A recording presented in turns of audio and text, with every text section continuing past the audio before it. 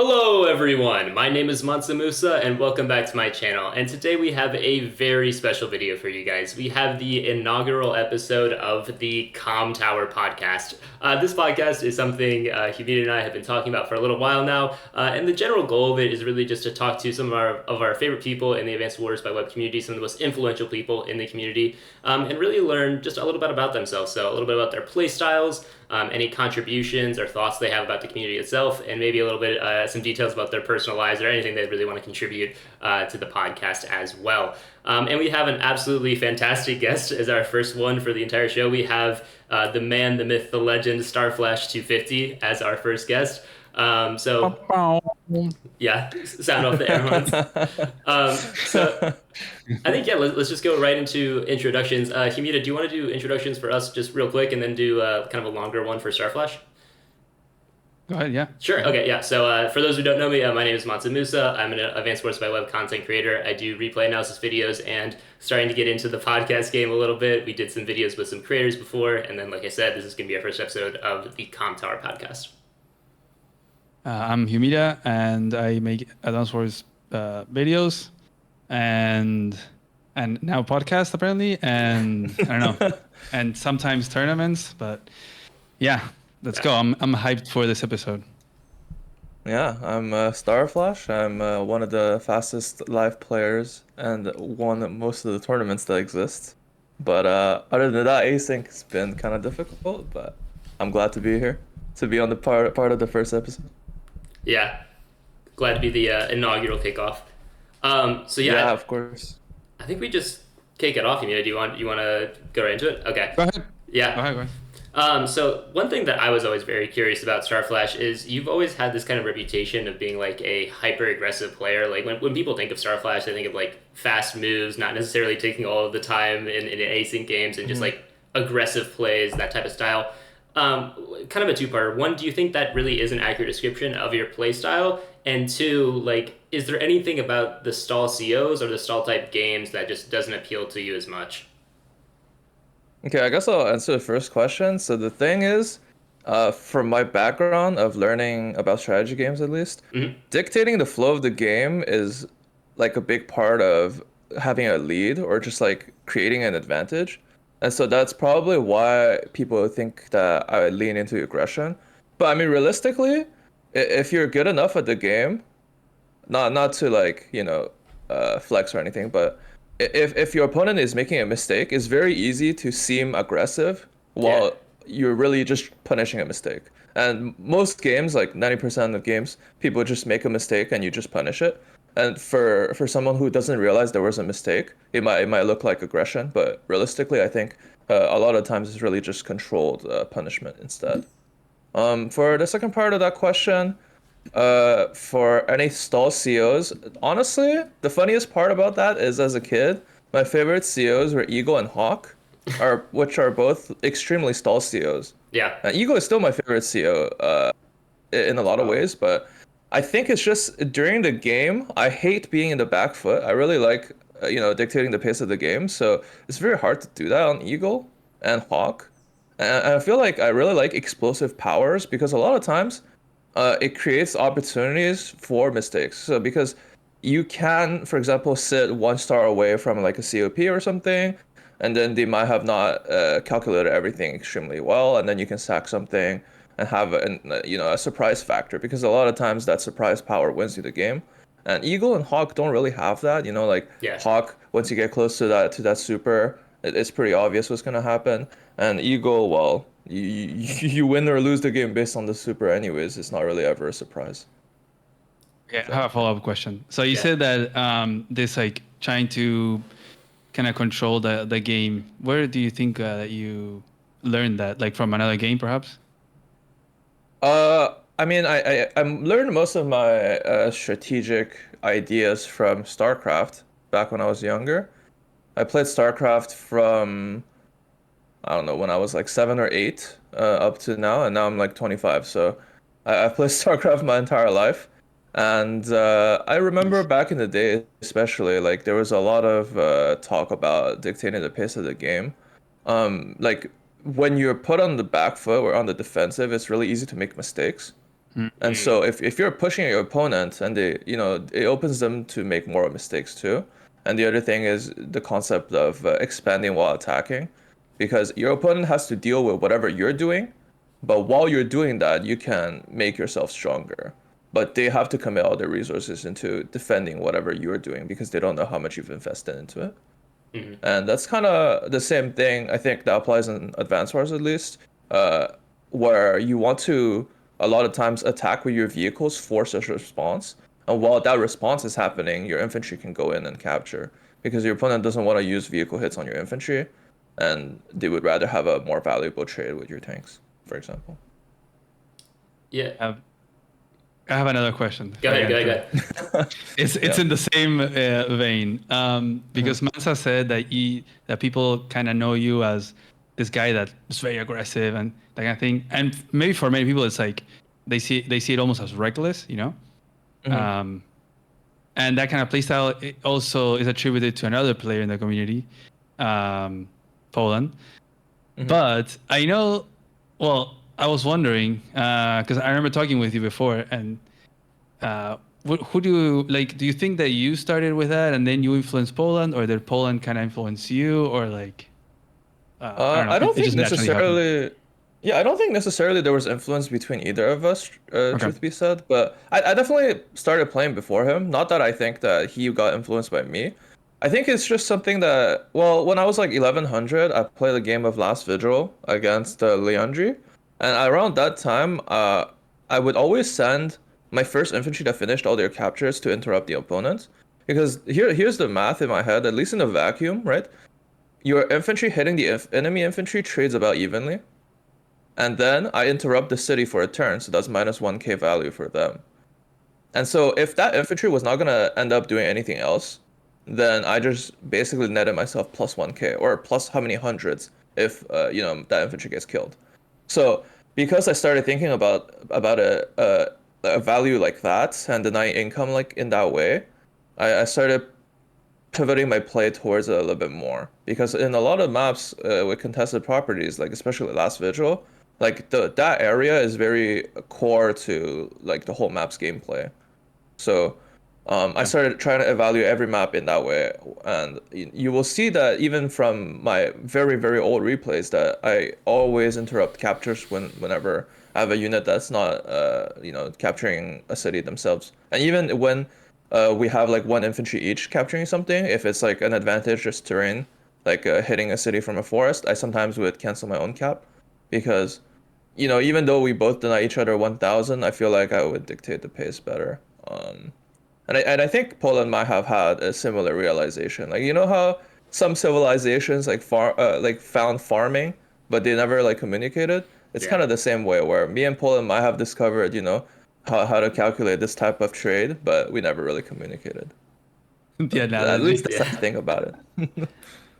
One thing I was curious with too, because when I think of aggression and when I think of like this type of style, to me it kind of gets boiled down to two different views of it, right? Because like I see the income denial, like Poland style of play, and then I see the kind of like overextension style of like vehicle engagement, not necessarily income denial, but like really trying to cut off very key parts of the map that like cut off front switching, for example, and like that is how you're playing aggressive rather than necessarily income style. Do you think one of those is more viable than the other? Like, do you believe, I guess, in the concept of overextension? Do you think that's actually something you should look out for, or do you think you can get away with it if you're playing correctly? I think it boils down to multiple different things actually, but I think primarily it really depends on the map. I mean, if the map doesn't really feature very strong pivot points, then playing for pivots is not really strong. And also playing for pivot points is more like creating tactic opportunities, because a lot of times the game, as a baseline, if you have more dudes, then you win. But tactics makes it so you can defeat a bigger army with a smaller army, or create advantageous positions. And I think creating tactics is part of like the most interesting thing, and it's also like how you outplay your opponents in a turn-based game, because there's no real-time aspect. So those tactics are really the big difference makers. I think I personally really like deny income too, because I've talked about this quite a few times, but basically income equals builds equals charge. So if you deny if you're denying income, down the road your opponent is going to have less charge, and CO powers are like the most powerful part of anybody's game, I think. Well, there's day-to-day COs, but I think CO powers are still at the end of the day like what changes the outcome of the game. Yeah. So it kind of goes hand in hand. If you deny income, you deny charge, you deny powers down the line. So it's not always just what you see on the surface. It's really that. But if we come back to the original question of what's better, I honestly think a mix of both is always good, and then always just try to play towards whatever is being like presented on board. Because if your opponent is trying really hard to defend their income, then obviously you can look for pivot point attacks instead. Yeah. And I think going to your other question of is overextending a thing, I think overextending it really depends on the concept of local majority, because if you're pushing into really deep into your opponent's territory, like if we think about it, what is the difference between the attacker and the defender is that the defender is closer with their bases. What that means is that they will be able to reinforce faster, for example, by a turn, which means that if you don't have a tank chain all the way to the enemy base, then you'll have one tank less than your opponent through the fight, right? Yeah. And the thing is, if you're both if you both are sitting on 7k income and only have one base, and are both chaining tanks to the battlefield every turn, it doesn't matter where you're fighting, because you're both going to build the exact same stuff. So the reinforcement distance doesn't really matter. But the thing is, if you have a local majority and their reinforcements are not going to equal out your army strength for, let's say, a turn or two, then that's your window of opportunity to make things happen. During that 1 or 2 turns that your opponent cannot, quite match whatever you had locally, that wasn't needed to be reinforced by builds, they would have to sit back and wait for their stuff. So you can maybe like capture a city and then fall back. So I think overextending, quote unquote, is a fine line of, did you really put your army too far into a spot where your opponent would have better or more stuff in a couple turns? And if that's not the case, it's usually just you were really deep into your opponent's territory, but I wouldn't call it like a mistake or overextending. Yeah, I tend to agree, honestly, because I find in a lot of my games, a lot of the games that I've won, especially in like kind of base racy scenarios or situations where there's a clear weak side, strong side dynamic, a lot of the times people stall out because they're assuming I'm going to stall out as well, because that's like the general advice that you shouldn't overextend, that you shouldn't get that deep without like 100% sure you're going to win. And by doing that, like, you're ceding a lot of the tempo and advantage of striking first and getting a lot of like positional play in that way. So it's interesting to me, right? Because like, again, I think the conventional advice is don't overextend, don't like get into these fights because you're going to lose in the long term. And I think it leads to people stalling when they shouldn't and giving away tempo in some really questionable positions. I agree. I mean, just to finish on that point, I think it's really about the fact that people don't realize when they can attack and pull out. And what I mean by that is a lot of times, let's say you have 3 tanks and they have 1, but they have 2 coming, which would make 3. People would think that you can't walk up, but truth be said, when the 3 tanks are not all here yet, that's your window of opportunity to do anything, right? And that wouldn't be overextending, quote unquote. And also, if you are engaged in a fight, you can always do a fighting retreat where you might be losing a slight bit, or you might be retreating on an even fight. But the thing is, you're moving the location of the battle from one area to another, potentially drawing out your opponent, right? And a lot of more beginner players, when they get dragged into like a furball, like a full-on, you send every tank there and then you start fighting, they don't see opportunities to pull out. And that's why I think the advice is so universal for beginner players, is because they can't, like, once they're caught in a situation where, let's say they have 1 less tank, they feel the need to keep hitting back every time they get hit. And so they never get to pull out of that fight in a clean way. But I think if you're able to pull out of certain fights, or even cut your losses or do a fighting retreat, then it is really not that bad, and it changes a lot of the dynamic of things. Yeah, for sure. Um, yeah, I think that's a good transition of points here. We'll go right into the next one here because this one's a little not exactly related, but I think it kind of talks about your style of play a little bit here, which is talking about prep. Because I know there's been definitely a lot of a range of the StarFlash that you get. You know what I'm talking about, between like the 20 globally games you may have out going on at one time versus like some of the YouTube tournaments that you played in and obviously had great success in. So yeah, we just kind of want to talk about like what does that prep look like for you, and I guess how do you decide to like really turn it on, and what does that look like for you? That process of like I'm gonna go all out here and reach like 1700 level StarFlash level.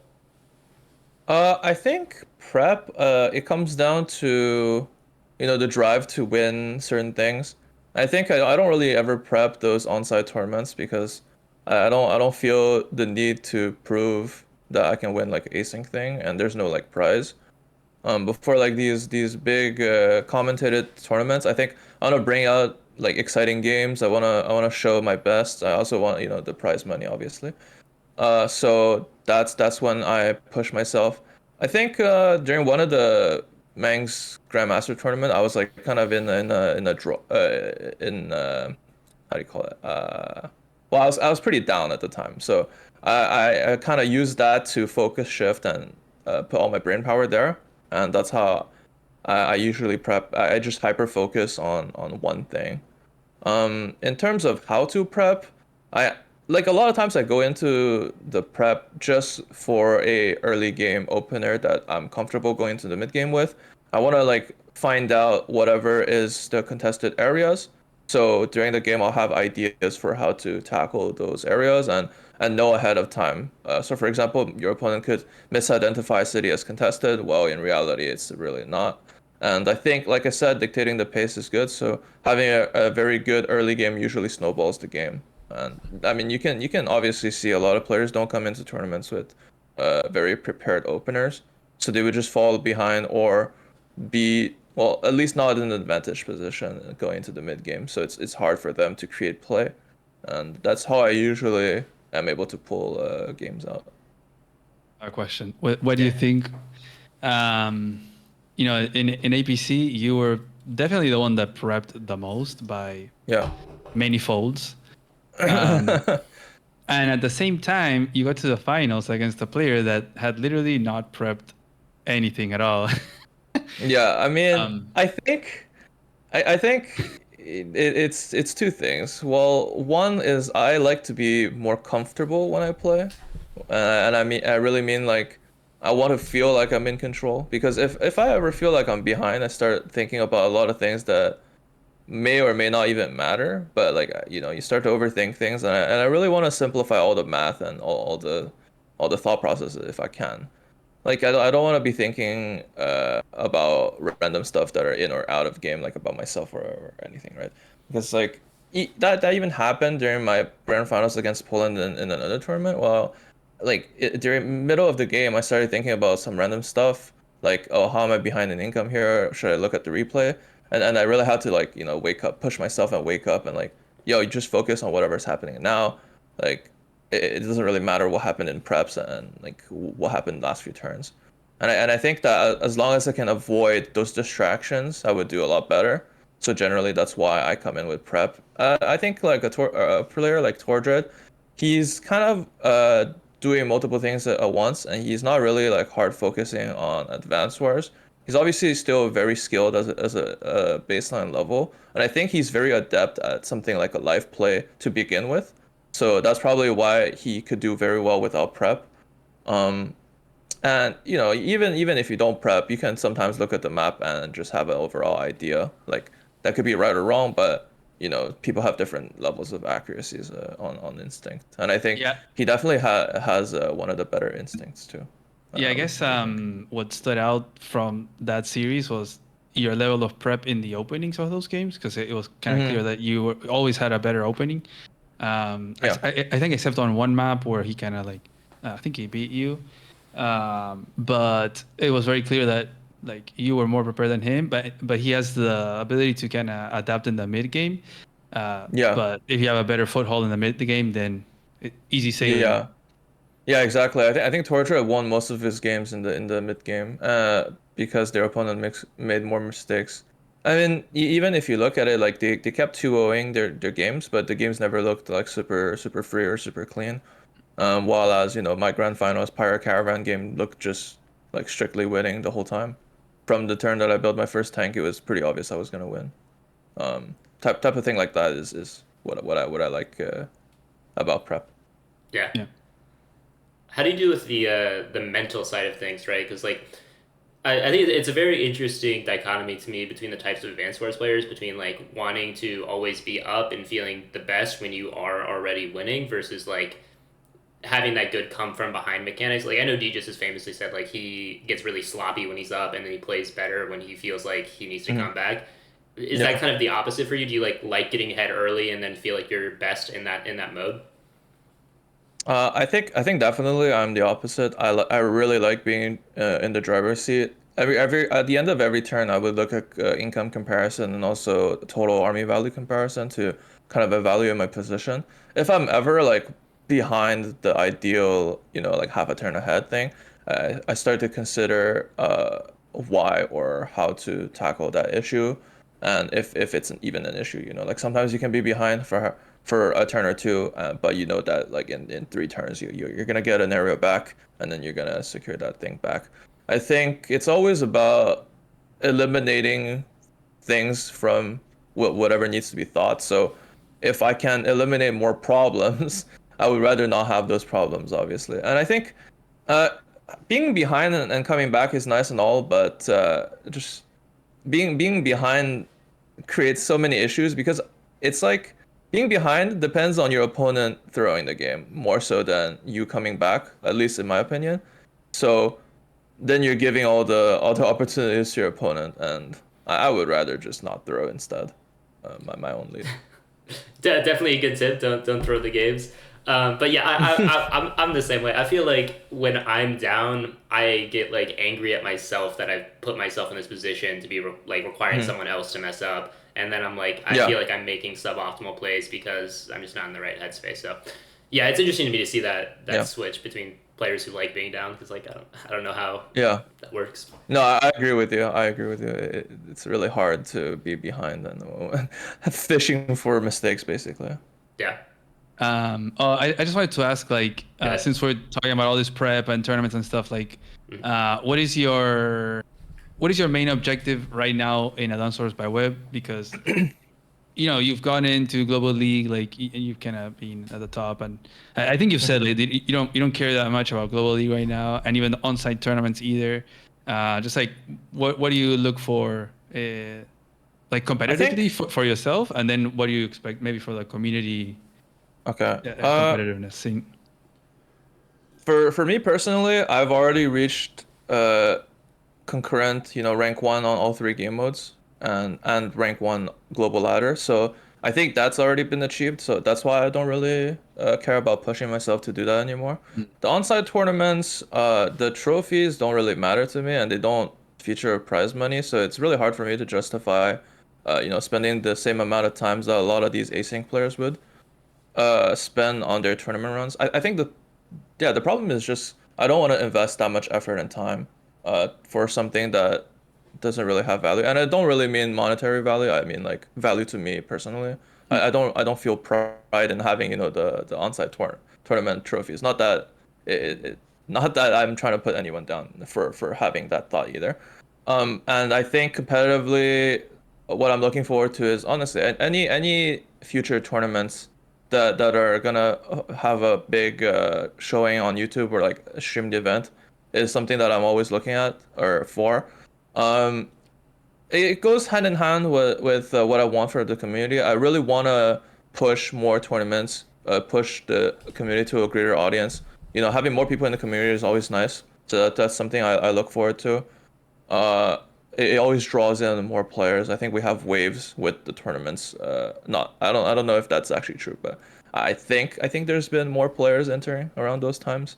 It definitely generates hype, if anything, and I see a lot of people contributing to the prize pool, so there's a lot of interest for sure.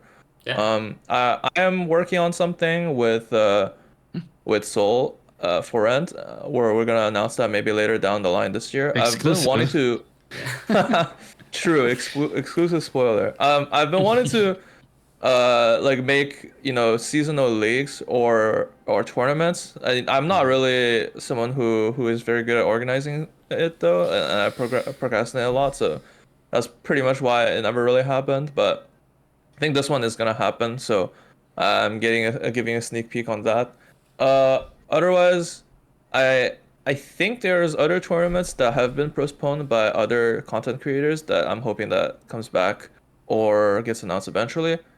And if anybody wants to, make a tournament and they need help or whatever, you can always contact me and I can help you, figure stuff out, the format or like help casting or whatnot.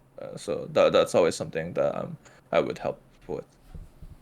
I just wanted to add with that last sentence that you helped me a lot with APC at that time, and I really appreciate it. It was like very Yeah, I mean, insightful to get that like player feedback.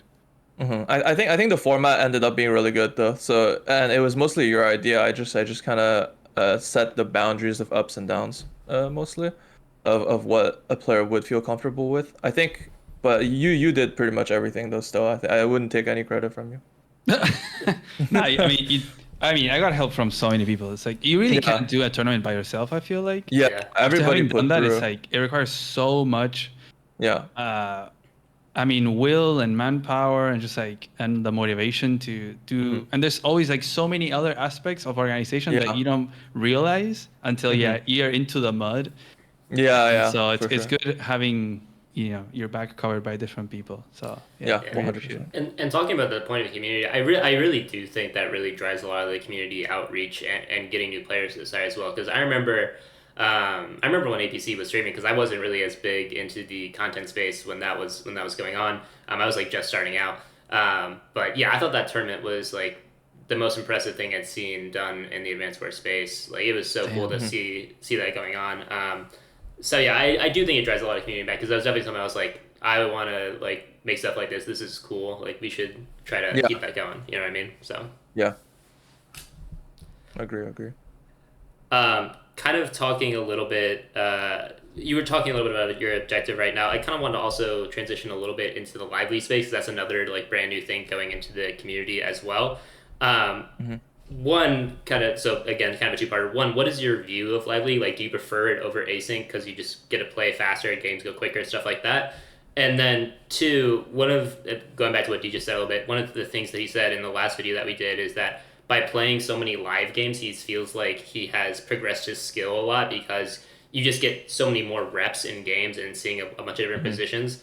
As someone who has like, I think 1,600 games played, do you find that as well? And like, what is the difference between like normal reps and like actually good reps that will help you develop better skill? I think I'll answer the second question first, because I think any rep is good for you down the line. I mean, they might not contribute to the same level of improvement, but I think just doing any rep is good. You know what they say, like going outside and taking any steps is going to be good for you. You don't have to do 10K steps. I think just play any game, as long as you can analyze it back afterwards, or as long as you're still thinking while you're playing, is going to be a good rep.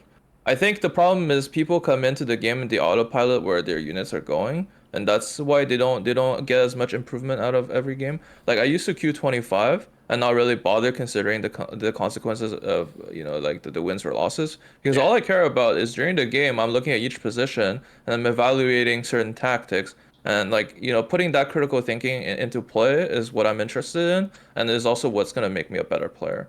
So I think playing more games overall, as long as you're still thinking, as long as you're still having these lessons, is gonna be helpful for you down the line. So going to the first point, Live League, I did play a lot when it got introduced. I was I think the first to 1200. I don't know if I think 1300 and 1400 was Poland. I kind of gave up afterwards, because the thing with Live League is a lot of times you play Advance Wars, you want to play it for a little bit and then you want to take a break. And the thing about Live League is you have to be potentially there for a very, very long game. I think the thing is sometimes you have 2 hours free. If you start the game and it's your entire 2 hours, you kind of feel like, well, maybe I could have done something else also. And if the game lasts like 30 minutes, you're thinking, well, should I queue a second game or is the rest of my free time doomed? And that's the thing I like the most about async is that I could, take my turn and then just kind of leave. Or if I feel interested and my opponent is also here, then I can just play multiple turns. I think the concept of, semi-live where you play a few turns back to back, but on the more harder turns or whatever, or if something arises, you can still leave is good. I think instead of like League, I would personally prefer just playing 25 games again, if anything, because if you're playing 25 GO games, I'm looking only at my turns. Like I don't really care about what my opponent is doing. When I see their end of turn formation is what I really care about, right? And well, I think that applies more for standard than anything, but it's also the mode that I enjoy playing the most because I don't have to dig into replays. And I think Tordred said that he doesn't really dig into replays unless he's playing someone that's really good. But I feel like I wouldn't put myself into any disadvantage that I could prevent. Yeah. So personally, I still always look at the replay. So removing that part of that chore from my routine is nice. So that's why I usually stick to standard. And that's mainly for fall you're talking about, right? Like trying to make sure you're unit vision and seeing something cross, stuff like that. That's also, that's the main reason too. It's a dumb reason, but it's one of the reasons why I don't like playing Fog as much because it just feels like so much mental effort, especially if you have like 10 games going on at once to be like, okay, what was happening on this previous turn? Yeah, exactly. Exactly. No, I completely feel that. So that's why I usually stick to standard. Yeah. I am the Fog slander. I guess I don't have the mental capability to like be like, okay, day 3 that was 2 weeks ago. What did you build? Like Alagatua is like has it all charted down on like a whiteboard. I'm sure, making sure all of his games know exactly what people have built. Hey, there's people that keep notes of like every game, Yeah. Yeah, like sometimes I have a mental note of a game, and then the turn doesn't happen for like 6 days, and I kind of just stop caring. So yeah, that's the problem with async is a lot of times in the opener, I just want to do my opener that I planned or like thought about. And if, 6 days down the line, I want to play a different opener, I look at my board and I'm like, okay, well, now I kind of just want to resign. Like, I don't even care about this game anymore. And that's how I felt like a lot of times when I play with Blake. So I had to open the idea and I'm starting to like do that. And then he just doesn't play the game for 2 weeks. And then I come back and I'm like, you want to draw? Like, I don't even want to play this game anymore. I don't want to play this map anymore. That's how I feel. But other than that, async is definitely more of my turns during my time. So that's what I like. Yeah. If you were to put like in 3 different tiers, the 3 different modes, how would it go? Like personal preference. I definitely prefer standard above all. I think I would put high funds at the bottom. Funnily enough, I think I think the problem stems from high funds being a game mode that's still very experimental, quote unquote. I think a lot of the maps are questionably usable because the problem is you don't have that big of a player base, and high funds is really a mode that's not very streamlined at all. So it's very hard to evaluate if something is bad or a bit worse than what it's supposed to be, right? Because in standard or fog, you can say, oh, well, the AWBW tank order is just bad, right? Clearly, you can figure out issues like this just like on the fly.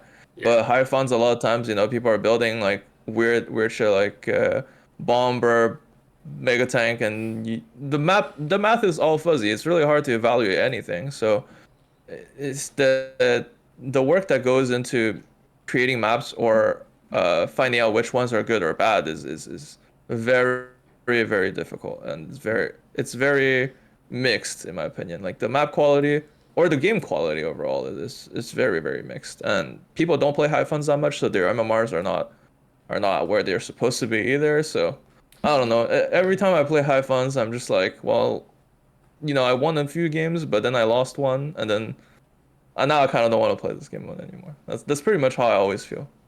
Yeah. It does feel high funds just feel very like kind of wild westy in like the amount of Mm-hmm. people that are playing and like some of the strategies that are going Yeah. on.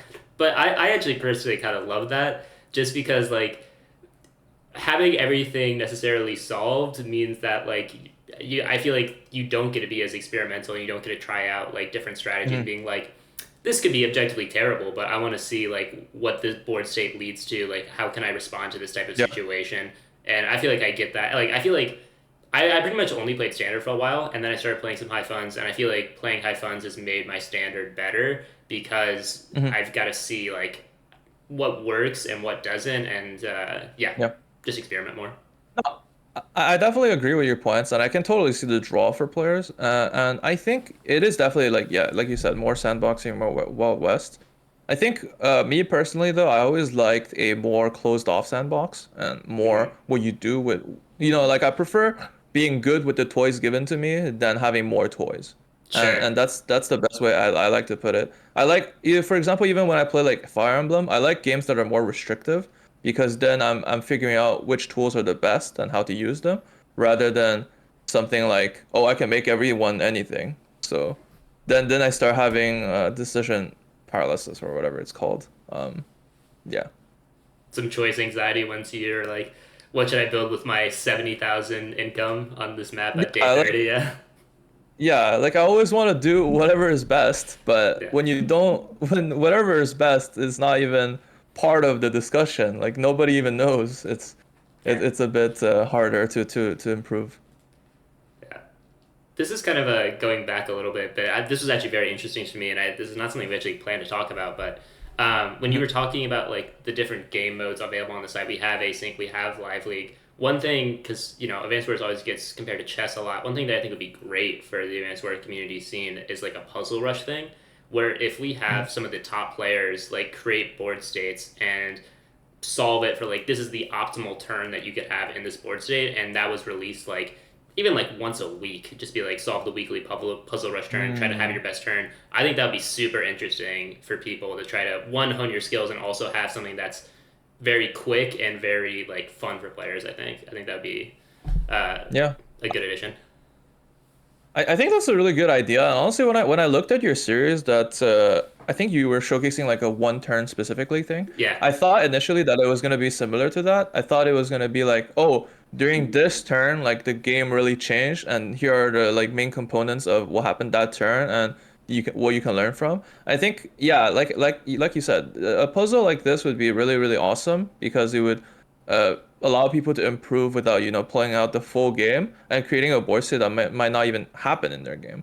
But I think some of the problems that arises is Advance Wars is very much more open than chess. Like Yeah. there is a lot more things that can happen. I think the problem with a chess position is the engine can know whatever is going to happen in 25 turns and how the game is going to end. Yeah. But when you're in an Advance Wars game, like there's multiple potentially good solutions.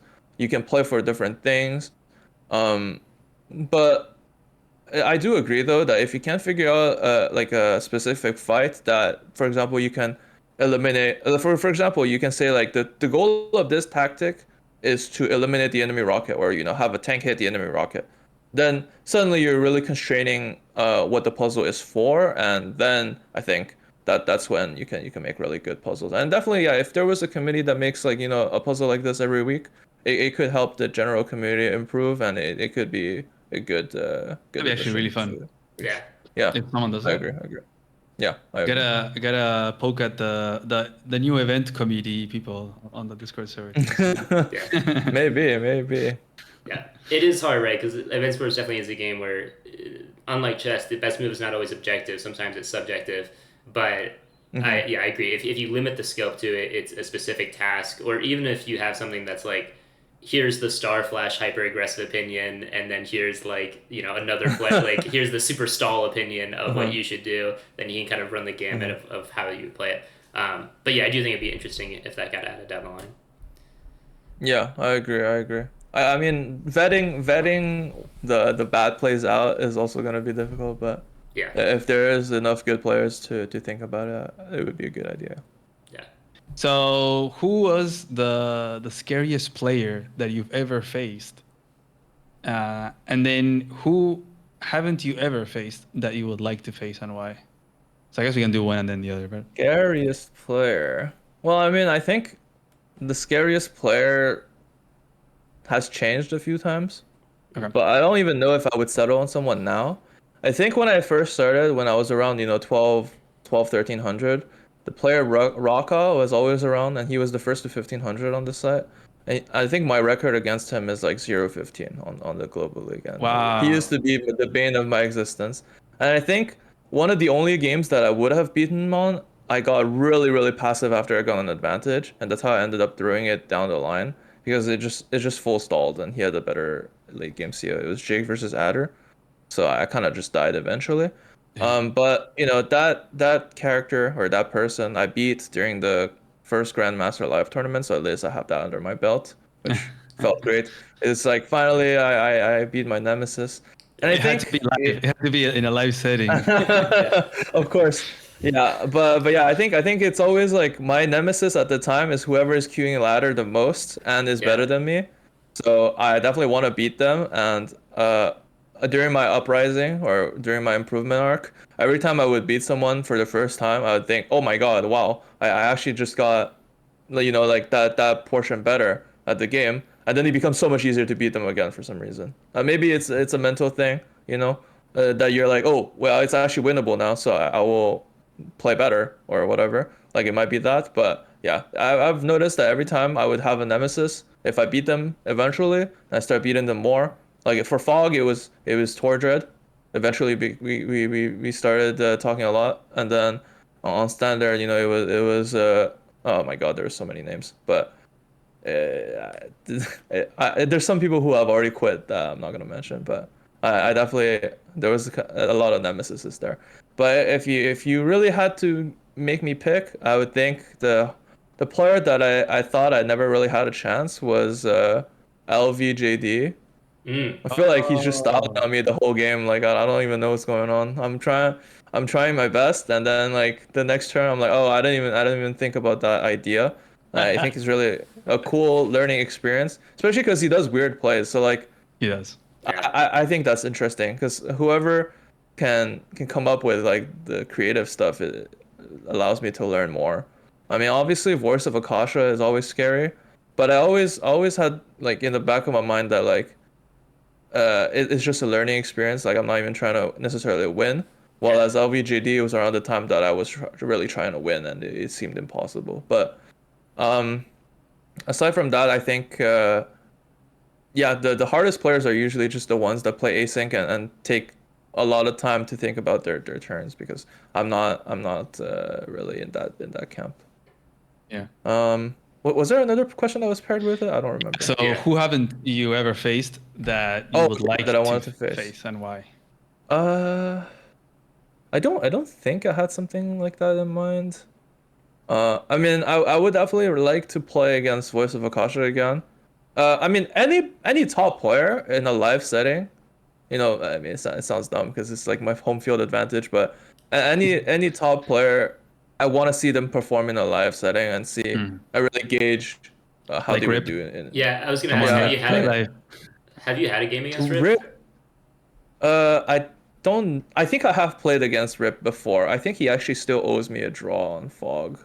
Uh, when he was peaking, I think I was mass resigning, but I wanted to finish that game, and he was losing at the end. So, yeah. But other than that, like, I think Rip has told me he's not really good in live. He helped me practice a little bit for something before, but yeah, I want to see all the top players play live games, and that would be what I would be interested in. Like it doesn't even matter if like they're bad or whatever. Like it's not like an expose thing. It's just I want to see how they do it in a different setting. Yeah. Especially the ones who are really good at async, I think, because I think at the end of the day the ideas translate over. It's just they need to get used to the format. Yeah. Yeah. And it can definitely be hard depending on the increment. Like when you have a situation where you have 40, 50 units and it's a 2-minute increment, like that just takes that's just a skill you need to practice and like how to manage that. Yeah. yeah, I very much would look forward to some of those high level matches. Personally, Yeah. just watching those would be very fun to go into. Wait, speaking of increment, I think if the live league was 5+1, I would queue like more because it would Interesting. limit the game length. But I know nobody is really comfortable with that. You've seen me doing 5+2, and I'm like struggling. 5+1 is torture. Yeah, I think it's really not for everyone. But I It think only if like you and Poland, and no one else. yeah, but if the format was faster somehow, yeah. Imagine a live league where the map size was like constricted, so it could only be so big, and then you had a day limit of like 20, like hard cap and like low, and just essentially, and then you have that 5-1 increment. So it's going to be a lot about like your early game and mid game, and like who's essentially winning, like winning before you go into like a real end game. I think that could be really interesting. Obviously, some CEOs like Eagle are going to be less good in that format, but like I think that would be a good way to get games done faster and get a little bit more into like, all right, let's build our stuff, slam into each other, and see who has better tactics in a fast way. Yeah, it's not about the maps, right? Yeah. Like if you have smaller, more dynamic maps, like say, and like less base to front distance. Like for example, just like Caustic Finale, for example, you can finish a game on Caustic Finale in like 9 days or 10 days. Like it's all in the opener, and who gets the contested proper doesn't fight, boom, done. Yeah, I think yeah, it really depends on the map, and it's really hard to make maps that are very that demand a lot of engagements, but also is not like forcing you to make those, and that's probably like the one of the issues with having a live league is a lot of the maps they're not very good at actually making you do stuff, so people are naturally stalling too. I think two things I wanted to add though. Like one is I actually like big maps in live league, or in live play and overall. I think it makes you practice a different set of skills. I think it's really interesting to have live games with a big army or whatever. I think just anything that would make you play live maybe slightly differently or have a different skill set is interesting to me still. Like a Hope Forlorn, like 5+2 was interesting to me. I know a lot of people have said like that map is too big for +2, like people need more time. But I think it's interesting. And I honestly think the perfect game of Advance Wars is not as interesting as the highest quality live game, in the sense that I would prefer seeing people make mistakes and have an exciting game over potentially a perfect game, if that makes sense. And there's the other something thing about the spice of the live game, that even if there's a the few mistakes here or drama. there, they're not perfect, but it's just like it feels more like a real time. Yeah, like things can happen, like swings can happen, right? Especially in But the the other thing I wanted to go ahead, sorry. I was just gonna say, like especially in the commentators, because like seeing someone like, oh, you can get wall broke, that artillery's dead if like they see what can happen here, like that's good on our side of things too. Yeah, exactly. Like I think that's a really good way to put it. I think the excitement value and whatever, like the shoutcasting is awesome. But yeah, the other point I wanted to say was like chess has, the classical or whatever, like the male chess, the async, and then they have like the 10, like 15. the multiple day per turn type chess. Exactly, yeah. It's like our async, and they have like 10, 15 minutes. But then they also have like bullet, And I feel like something like bullet would be funny for Advance Wars, but I don't know how feasible that would be. But like I think 5+1 is like getting closer to it at least. Yeah, I could see bullet. I think with bullet you would almost have to have set state maps where it's like we're putting you on a map already on day 7, and then the game's probably gonna be over by day 11. But make those turns, figure out the tactics from there, and then you put people in like essentially the same position. And because like the thing about bullet, I think could be problematic is if people just literally can't click the buttons fast enough and can't get out their units fast enough, like they're just not dexterous enough with the mouse. So you'd have to put it in a semi-controlled condition, I think. Yeah, it is different because chess is one piece per turn. So. Yeah. Should we move on to the spicy question? Yeah, go ahead. Oh god.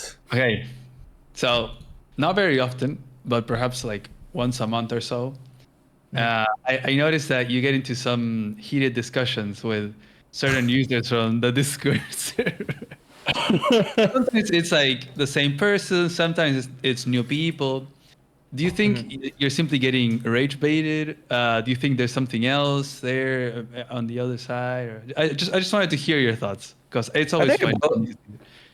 I think it boils down to a couple of things. Like, first of all, I'm not really afraid to be confrontational. Like, I actually think debating is like interesting because you're pushing out ideas that maybe the other person hasn't thought about, or like, you know. But I think at the end of the day, like a debate should or should strive, you know, to push to a common consensus, or like to make people learn. I don't think like debates should be, you know, lobbying insults at each other. But I think a lot of the times people will disguise themselves as someone who wants to debate or who wants to have an exchange of ideas, but they only want to win, quote unquote, the argument, right? So and I think I'm someone who's really, really good instinctually. And by that translating into this is, I think a lot of times after interacting with someone for, you know, like 20 minutes or 30 minutes, I can kind of tell the kind of person they are. And a lot of times when there's people who are clearly giving like an argumentative style that just doesn't really make sense, like I kind of know they're gonna just fucking throw insults at me after down the line. So I kind of just like let them rage bait me, and I try to like, you know, it's like those people who let the scammers call them, and then they try to bait the scammers into saying some dumb stuff.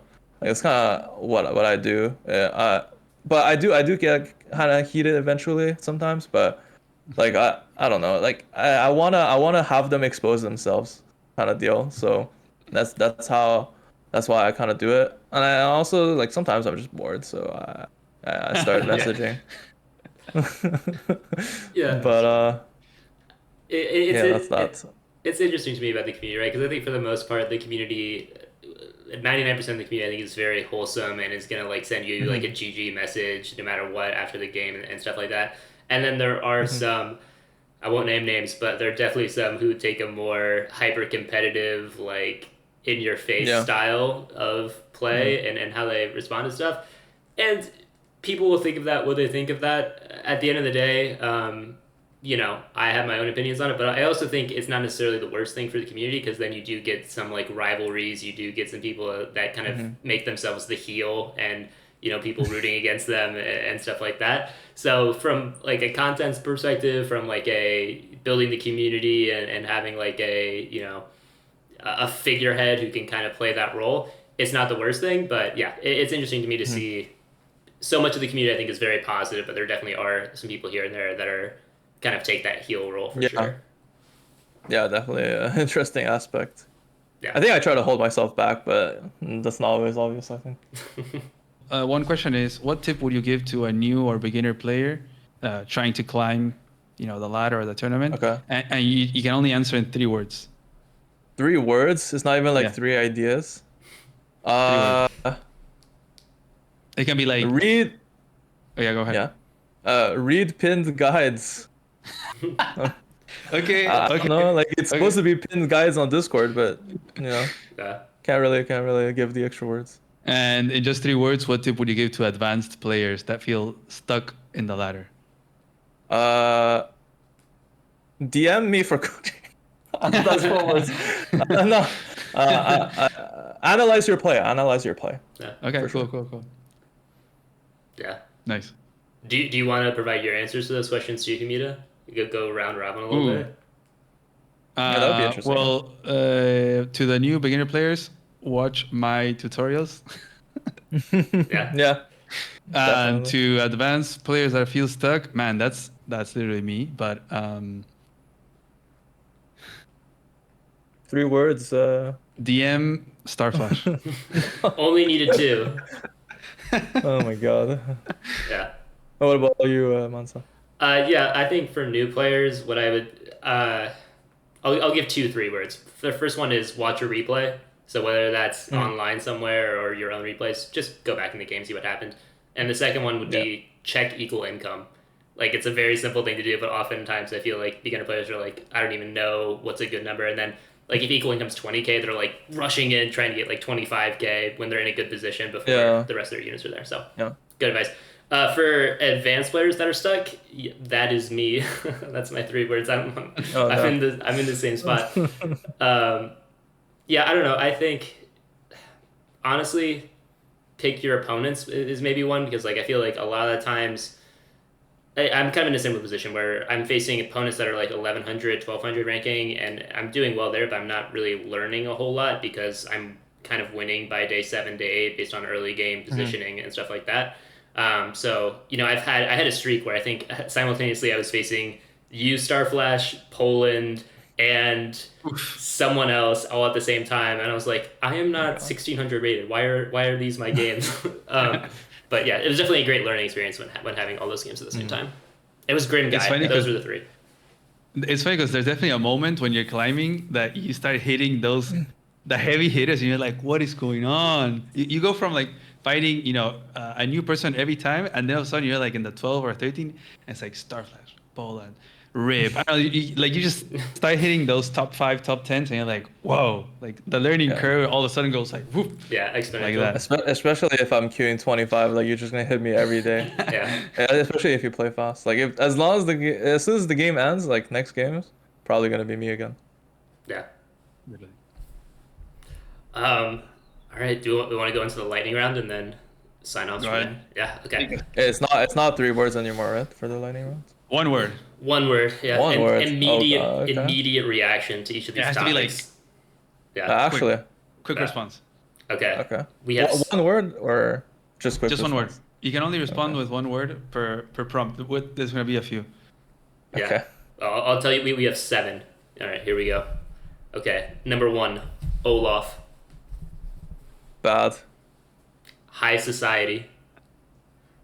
Good. Okay. Controversial. Mixed base.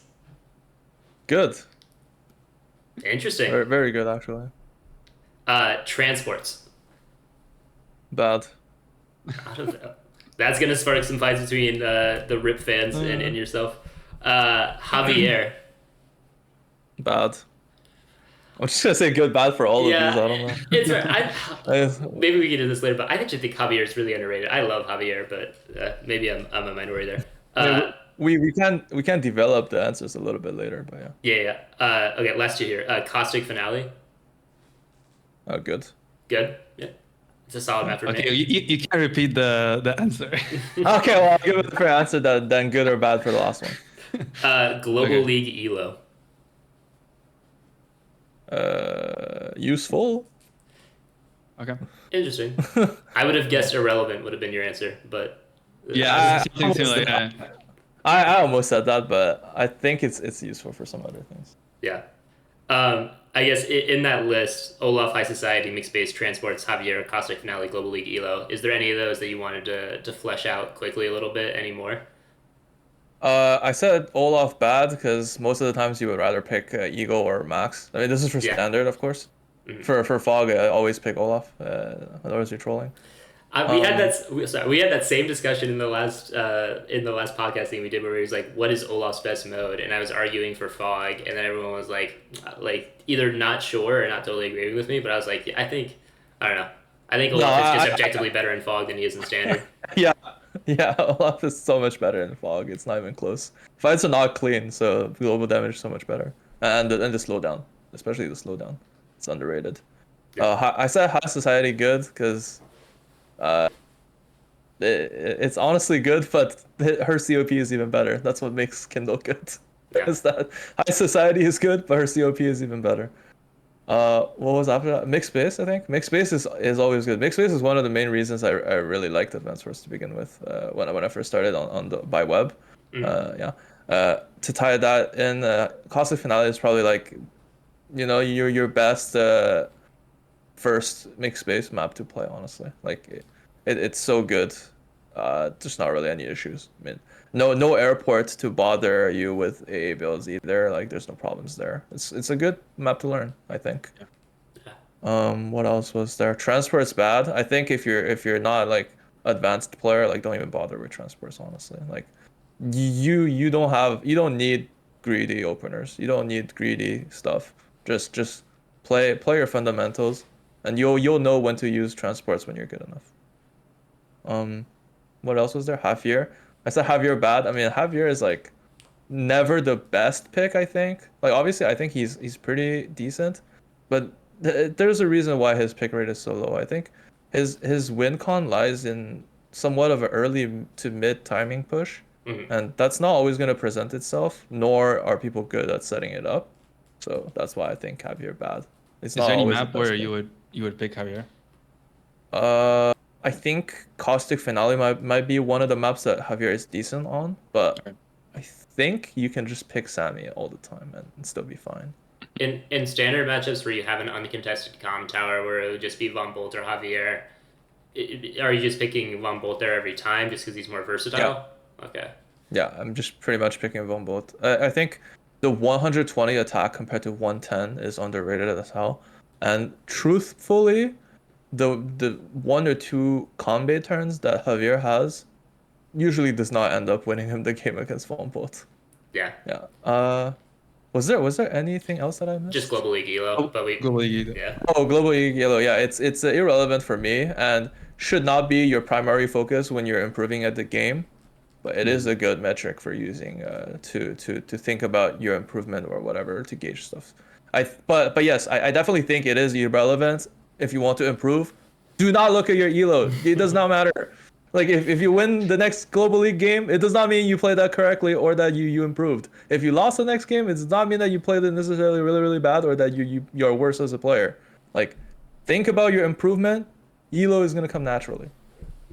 Like That is true. That's my It's conclusion. it's very easy to though. Like I'm like I hit 1500 like a while ago, but then it's hard to keep playing because I lose and it's like I'm gonna lose my 1500. It's like you reach another 100 and you know what, you don't want to lose it. So there's a little bit of toxicity there with the global league elo and oneself that it's hard to break.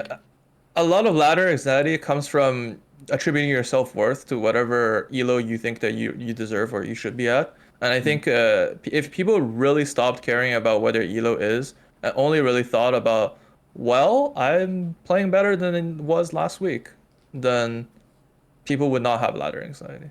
Yeah.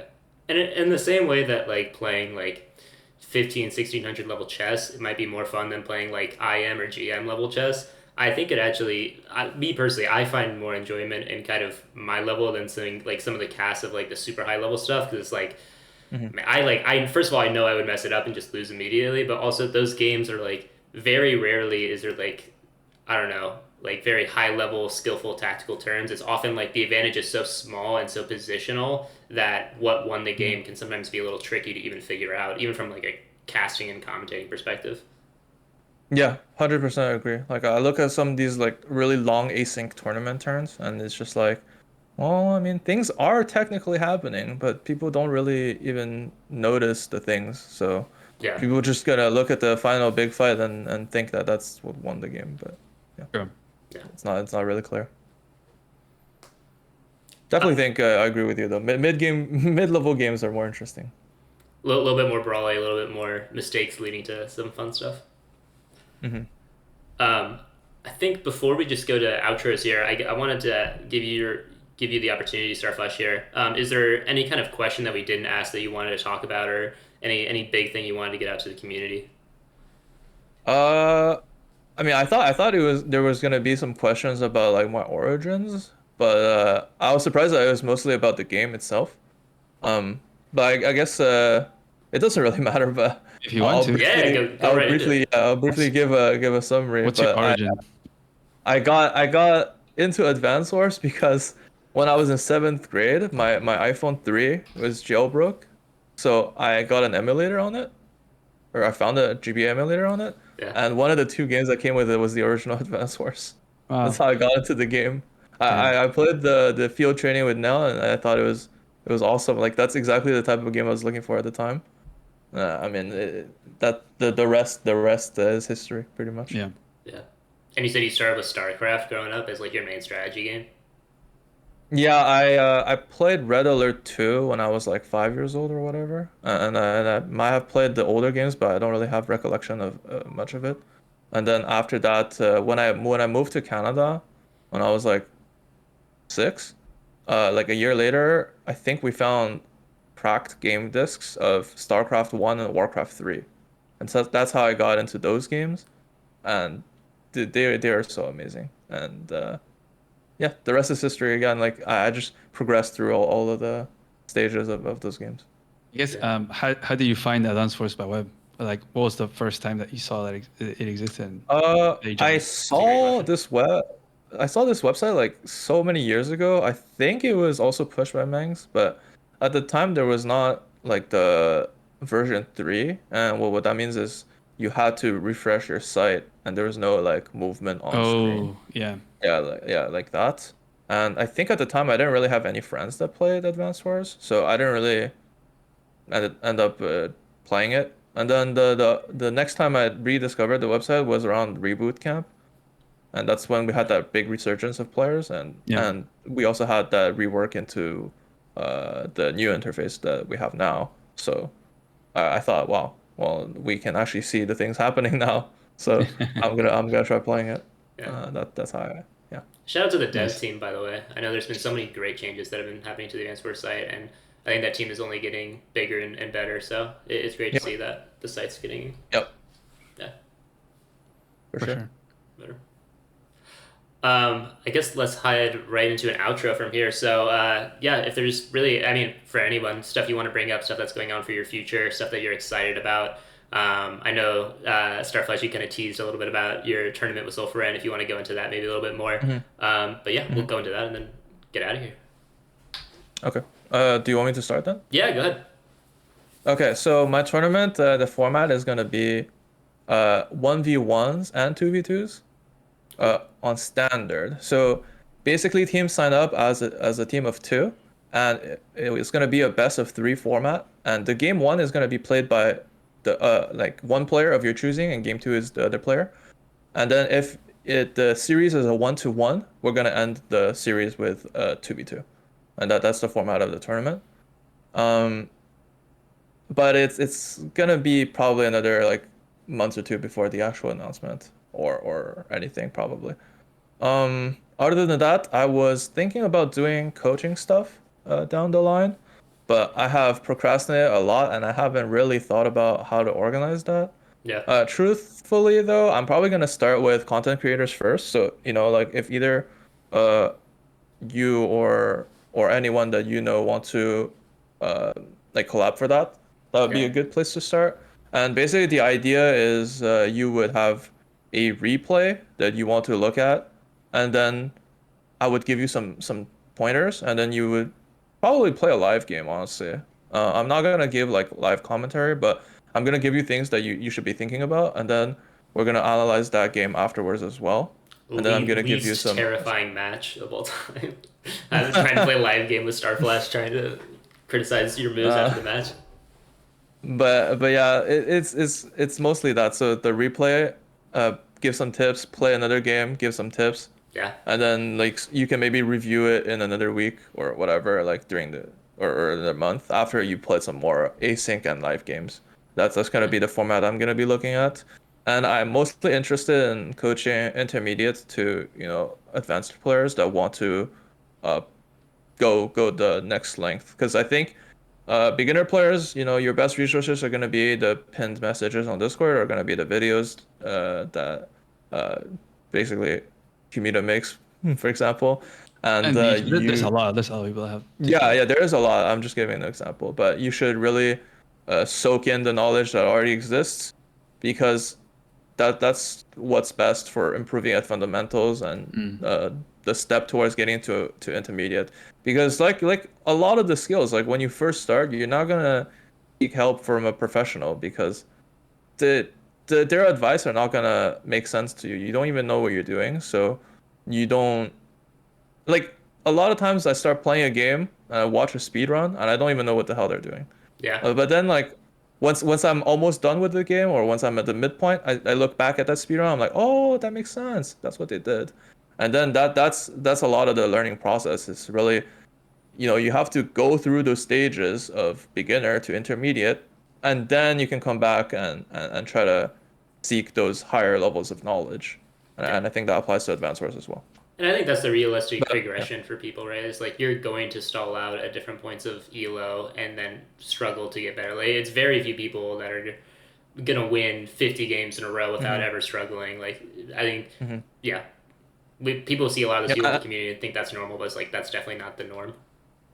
Yeah, and I think the people who like go on a 50 win streak from like a fresh account to whatever they're at now is not very clear how they did that, but a lot of times like they probably were not just talented 1500 to begin with. Like during those games or between those games, they probably were seeking out outside knowledge. They're probably practicing their critical thinking. Like at the end of the day, it's pattern recognition, knowledge, and critical thinking. Like that's what works your fundamentals. Just seek out all the resources you can to soak in more information, right? And then process it. That's improvement. Okay, but that's pretty much all I had to announce. I think any content creators want to do some coaching stuff, we could set something up. I would take StarFlash tips. But yeah. The tournament sounds very cool though. I'm excited for more 2v2 style tournaments. I know that's kind of like the decider match stuff, but like that style of game I think is very interesting. I know Humita, you did a stream or two in 2v2 style games. I'm hoping to see more of those come to the forefront of the community because I think they're very interesting for sure. Mm-hmm. Yeah, I want to bring in a new quote unquote format, and I also think like because it's relegated to the decider match, like the 2v2 itself is going to be really exciting just for being in the decider match. Yeah. And also, it doesn't eliminate the serious aspect of the tournament where a lot of it is going to be individual 1v1s and people can practice and whatever their usual stuff routine be good at their 1v1s. Yeah, that Soforan had actually given me spoilers about that. Spoiler alert, but it's so hyped. That's such a great idea for a tournament. So I'm super pumped for that whenever it happens. So great job. That's going to be amazing. Yeah. Do you want to give your little outro or shout out to Humita for stuff that's coming up for you? Or if there's anything you have coming up? No APC 2 news. What's going on the line? I don't know if I can announce anything. But you know what? I don't know when this video will be coming out. But Umber Wilds will be coming out very soon. Yeah. If it's not before, it might be right after this video. So that is gonna be hype. Finally, after like 6 months or so. Yeah. True. But yeah, there's all the stuff that is being worked. That I don't know if I can or I should say anything. So I'm just gonna for now not say anything. Wait, so does that mean you're not the main creator of those tournaments or whatever events? You're only helping. Stuff's happening in the background. It's gonna be fun. I think I'm fishing. We can say it's going to. If I'm thinking of what you're thinking of, we can say that it's going to be happening somewhat soon. I think saying that relatively fine without giving more details than that, but like it's definitely coming up, and that should be exciting if we're talking about the same thing. But yeah, definitely some more exciting stuff going on in the Advanced Wars space. Also, we may or may not have seen a logo preview of what the Umber Wilds logo will look like, and it looks like super hype. So yeah, definitely a good spoiler. Nice. Stuff coming up for me, I honestly kind of in the same boat where it's stuff I'm not sure we can share yet, but yeah, like I said, a lot of interesting stuff coming up. I am going to try to squeeze in a normal replay analysis here or there. There was a couple of games that were really, really interesting. One I actually sent to you, Humita, as well to cover on the stream, but I may beat you to it on replay analysis, but there was a Bangalore game between two previously undefeated players, Garland, and I forget who else. Oh, yeah. But that match was super, super interesting. I may try to cover that one. But yeah, that's what's coming up for me. Nice. Yeah. Okay. And then episode 2 of the Comm Tower. That'll be also on the docket eventually. Oh yeah. Do you know who you're thinking of having on for episode 2? We have a few ideas. Okay. Yeah. Oh, okay. Yeah. So okay. Well, maybe we can tell you after the recording. But yeah. Okay. Yeah. With all that being said, thank you guys so much for watching. My name is MansaMusa. Bye. Have a great day, guys. Bye.